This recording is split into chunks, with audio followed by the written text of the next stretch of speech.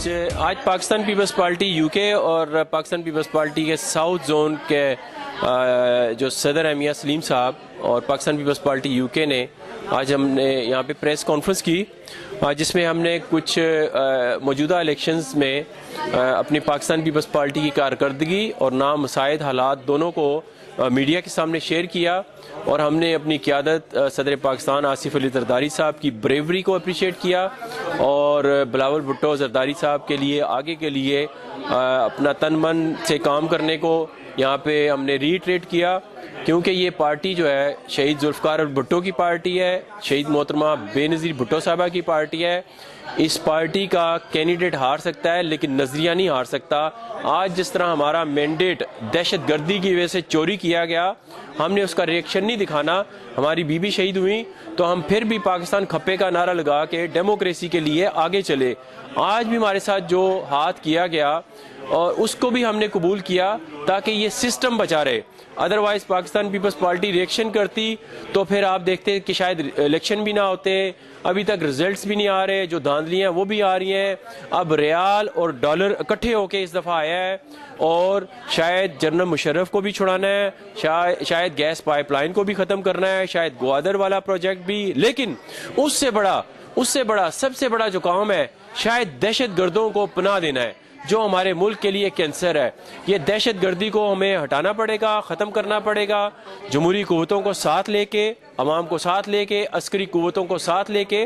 ورنہ دہشت گرد کل کو سرحد پہ تھا اور ڈرون اٹیک سرحد پہ ہو رہے تھے، آج وہ شہروں میں آیا ہے، خدا نہ خواستہ شہروں کے تھرو وہ ہماری پارلیمنٹ میں چلا گیا تو پتہ نہیں ڈرون حملے پھر کہاں پہ ہوں گے، پھر ہمارے پاکستان کے لیے بہت زیادہ مشکلات ہو جائیں گی، جس کا ہم میڈیا پہ اس وقت اظہار نہیں کر سکتے۔ یہ اشارہ ہی کافی ہے۔ ہم چاہتے ہیں کہ نئی گورنمنٹ جو آئی ہے، ہم نے ان کو بھی مبارکباد دیا ہے، جو بھی پارٹیوں نے الیکشن میں حصہ لیا، یہ جمہوریت کی کامیابی ہے، ہارنا جیتنا ایک علیحدہ بات ہے، وہ آئے جمہوریت کا حصہ بنے، کچھ سیٹیں جیتی کچھ ہاری، ہم نے بھی کچھ سیٹیں جیتی کچھ ہاری، لہٰذا اب آگے کی بات کرنی ہے۔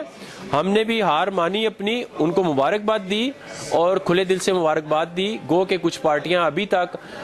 اس الیکشن کے ریزلٹس کو نہیں مان رہی، اداروں نے صحیح کام نہیں کیا، یہ سب کے سامنے ہے، لیکن اینڈ آف دا ڈے ہم نے پاکستان کو اولین رکھنا ہے، نیشنلزم پیدا کریں سب تو پاکستان کا بھلا ہو سکتا ہے۔ اگر ہم یہ صوبائی تعصب میں رہے کہ سندھی کا ووٹ لے گیا، بلوچی بلوچ کا لے گیا، پٹھان کا، پنجابی کا، تو اس سے ضیاع کا پاکستان نظر آئے گا، جو کہ ہمارے لیے مفید نہیں ہے۔ پیپلز پارٹی ایک کمبائنڈ فورس ہے، اس کمبائنڈ فورس کو مرکز سے ہٹایا گیا ہے،